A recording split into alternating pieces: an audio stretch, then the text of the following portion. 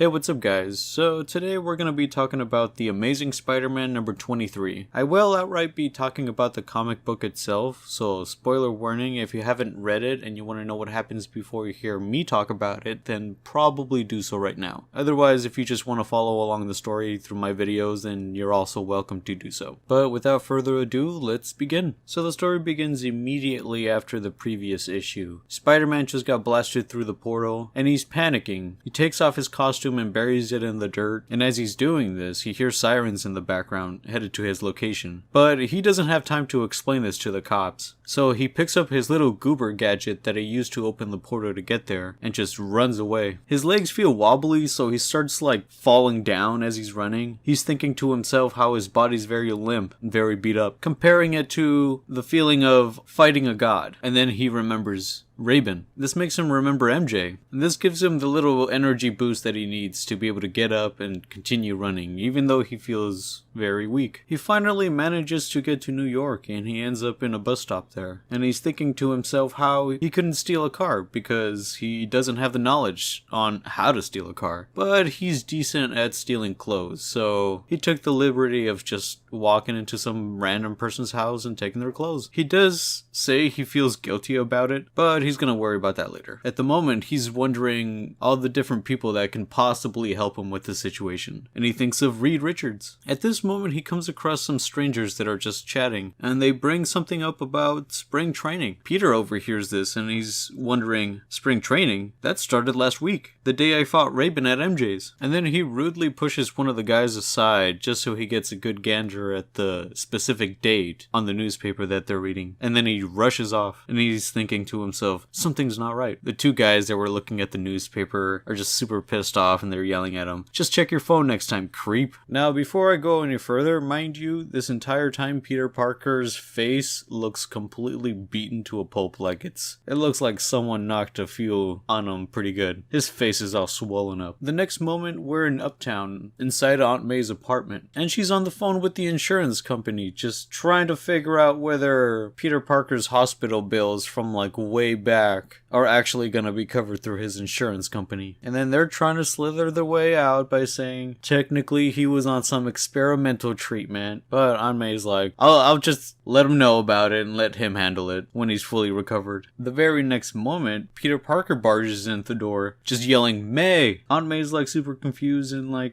questioning, Peter, are you okay? Obviously seeing the wounds on his face. But he's got other priorities. He's wondering, what day is it? Aunt May tells him that it's Thursday. And then he asks, no, when's the last time we talked? And she responds with, yesterday, remember? You and MJ were going for a walk. And he's thinking to himself, that's not possible. I was gone for a week, maybe more. And then Peter hears a voice from the corner of the room saying, slow down, Peter. And it's revealed that it's Norman Osborn. Norman continues by saying, you're scaring your aunt. And Peter at this moment, he's questioning why he's there and says, what are you doing here, Norman? What are you doing in May's apartment? But Norman's response to this is, I was checking to see how you were recovering, if there was anything I could do to help. I thought correctly, it appears. Reaching out to you directly might upset you. Now, I'm not sure at this moment if Peter recognizes Norman Osborn as an ally, or if it's before they formed their alliance. This part in their relationship is kind of confusing to me. I want to say this is probably their very beginning part of their alliance. But Peter's demanding, stay away from May, do you hear me? Norman says, you don't look well. But Peter's very demanding. He says, get out. Norman says, I'd rather not. And he puts his hand on Peter's shoulder and says, not until I know you're okay. Peter turns his head to look at Osborn's hand on his shoulder, and this pisses him the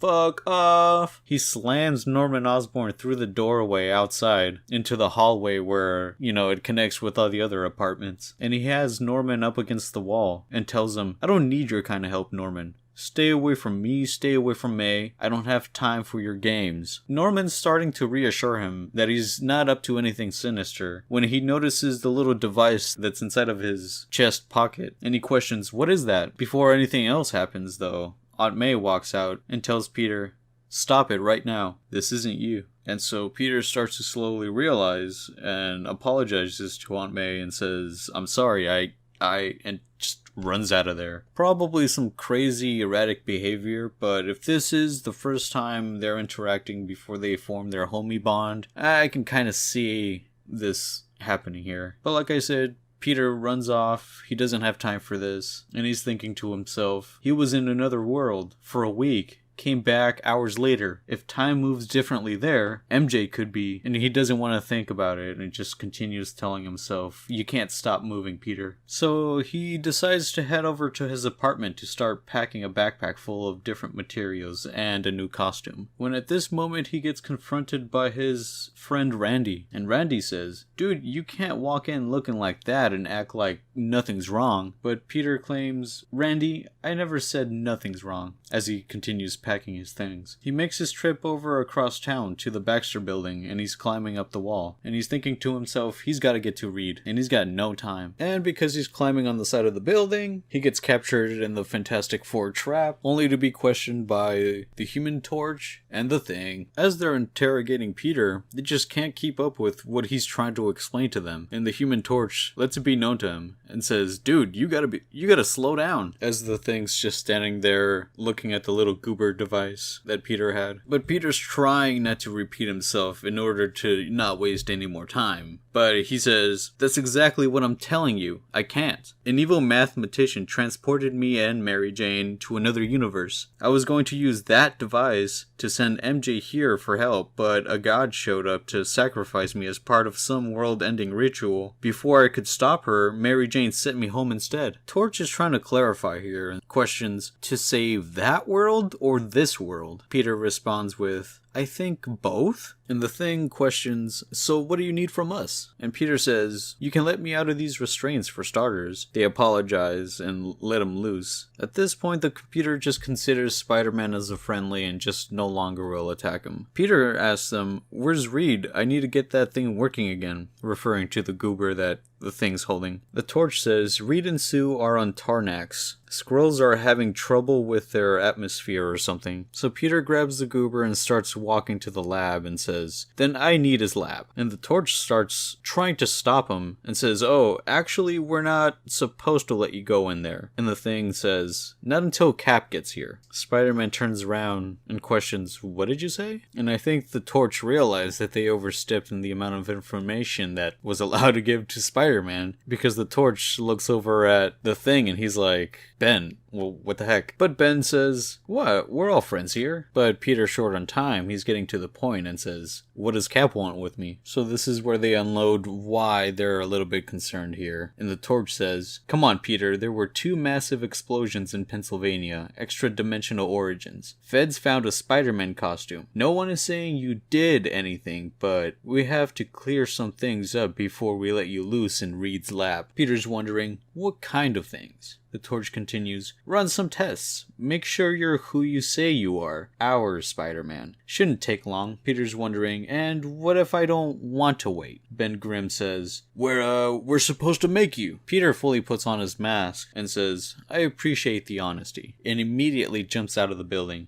Spider-Man starts swinging away from the building as fast as he can, and he's thinking to himself, stupid, shouldn't have buried my costume. I was a wounded animal, not thinking. Figure out the fastest way to get back to MJ. Find someone with the lab. He notices he's getting chased by some helicopters and continues going because he doesn't want to stop and explain himself, because he knows MJ's going through some crazy stuff on the other side. He manages to lose them and jumps into an alleyway where he's thinking to himself, they're looking for Spider-Man, so I get rid of Spider-Man. He takes off his costume, puts it away in his bag, and puts on his normal civilian clothes. And he's wondering of more people that could possibly help him out in the shortest amount of time. And he comes up with Doctor Strange, but then he remembers, wait, isn't he dead? When he finally lands in the alleyway, after getting changed on the way down, he hears a voice behind him saying, hi Peter. Aw hell, someone that knows him. And it's revealed that it's Captain America, asking, tough day? Peter responds with, you can say that. Cap says, I'm here to help. Like I said, Peter's trying to speedrun this, and he says, I need T'Challa's lab, or Stark's, maybe both, and I need them now. Cap's trying to be understanding and tells him, we can talk about that, but I've got half the FBI trying to designate Spider-Man an enemy of the state. Peter tries to reassure him that he's not. I know, but 2 WMDs went off on America's soil. This is a fire that's not going out on its own. Help me throw some water on it. Peter wonders and asks, what do you need? Trying to be a little bit more cooperative with him, since Captain America is more of a respectable figure. And Cap says, "Suit up, we go talk to them, together. Tell them what happened. I have their word they won't make a move unless I say so, and I won't say so. Shouldn't take longer than a day to square away, maybe 2. And,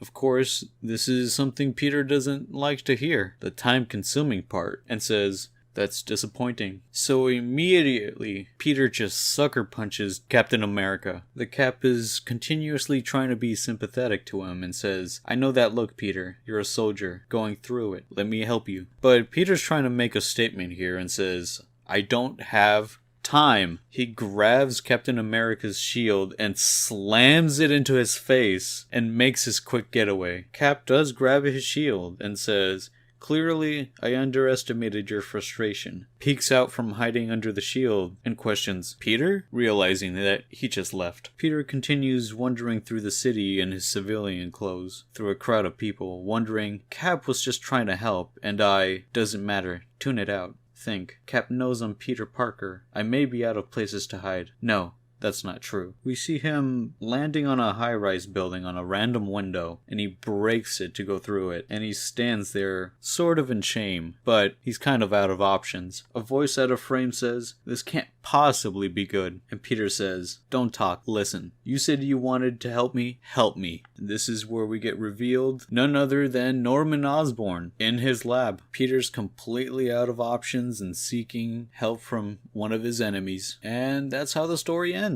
So what do I think about the comic book itself?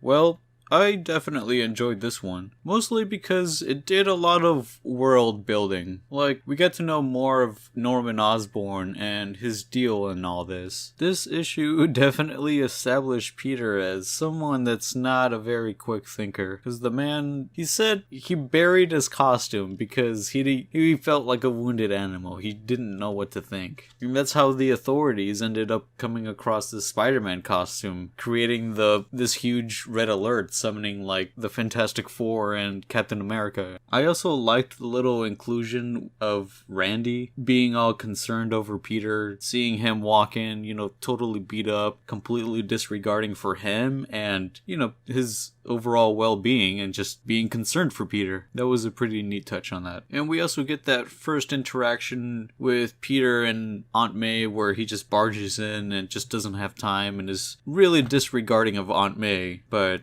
he's being rushful and stuff. He's clearly not thinking of his actions, so he's gonna do some dumb shit. But I like this part because it sort of answers a little question that I had, whether or not Aunt May knows Peter is Spider-Man in this current run. The interaction with Captain America was kind of interesting. I like how Captain America was trying to be very understanding of Peter Parker's situation, but because Peter feels the pressure of time, he kind of feels cornered a little bit, so he sort of lashes out. I can see this definitely being Peter's way of just instantly creating chaos just to escape the scenario as quickly as possible by, sucker punching Captain America in the face and then slamming his shield into his face. That would definitely get him out of the situation as quickly as possible. But as understanding as Captain America is, I would expect him to at least have his guard up, for all he knows, this could be a completely different dimensional Spider-Man, could be evil. That's what the Fantastic Four were saying. But the guy's willing to give Peter Parker the time of day to explain himself and not have his guard up. What the heck? But at least you get an overall sense as to why